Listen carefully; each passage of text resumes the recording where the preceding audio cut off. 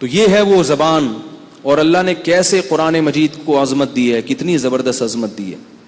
دنیا میں اس سے زیادہ پڑھی جانے والی کوئی کتاب نہیں ہے. اتنا پڑھا جاتا ہے، اتنا پڑھا جاتا ہے جس کی کوئی انتہا نہیں. دنیا میں بغیر سمجھے اس سے زیادہ پڑھی جانے والی کوئی کتاب نہیں ہے. سمجھ کے اس سے زیادہ پڑھی جانے والی کوئی کتاب نہیں ہے.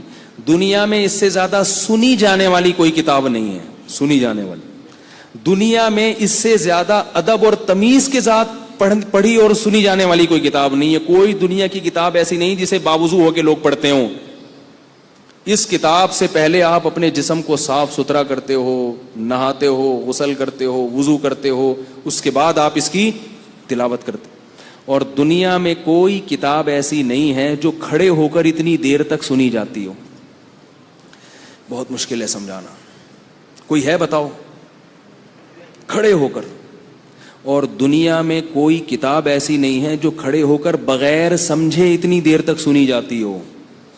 بعض دفعہ تو سمجھ میں آ رہی ہے تو انسان کھڑے ہو کر بھی سن لے، تو سمجھ میں نہیں آ رہی پھر بھی سن رہے ہیں.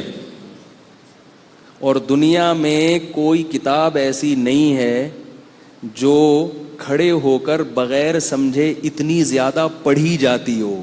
اور دنیا میں کوئی کتاب ایسی نہیں ہے جو کھڑے ہو کر سمجھ کے اتنی زیادہ پڑھی جاتی ہو. ہر لحاظ سے کسی کتاب کو پڑھنے کی جتنی جہتیں ہو سکتی ہیں مختلف انداز سے، وہ ساری جہتیں ایک قرآن میں اللہ نے جمع کر دی.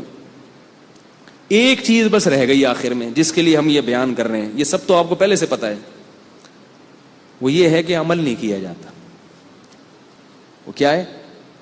لیکن ایک بات آپ کو بتاؤں میں، ٹھیک ہے 100% عمل نہیں ہوتا، لیکن دوسری کتابوں سے اگر کمپیئر کیا جائے تو دنیا میں کسی کتاب کے آرڈرز اور اس کے احکامات کو اتنا فالو نہیں کیا جاتا جتنا قرآن مجید کو فالو کیا جاتا ہے.